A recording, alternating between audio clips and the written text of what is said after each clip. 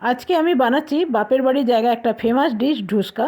তো এইখানে 1 কাপ চাল নিলে হাফ কাপ দিতে হবে বিউলির ডাল, আর 1/4 ভাগ দিতে হবে ছোলার ডাল।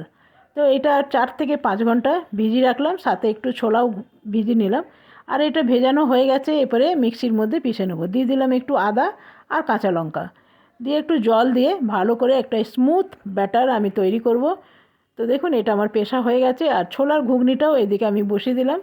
জল দিয়ে ঢাকনা লাগিয়ে দেবো, 6 থেকে 7টা সিটি দেবো। আর এর মধ্যে দিয়ে দিলাম নুন, হলুদ, আর দিয়ে দেবো জোয়ান। এর মধ্যে মনে হচ্ছে আর একটু জল লাগবে, সেই জন্য একটু জল দিয়ে দিলাম। আর এদিকে ঘুগনিটা আমার রেডি হয়ে গেছে, তেল গরম হয়ে গেছে। এবার একটা একটা ছেড়ে দেবো। এটা আপনি ঝাড়খণ্ডে, রাঁচিতে আপনি যেখানে সেখানে এটা দেখতে পাবেন, অলিতে গলিতে ঢুসকা। আর খেতে ভীষণ ভালো হয়, যেহেতু চাল ডাল সব রকমই থাকে।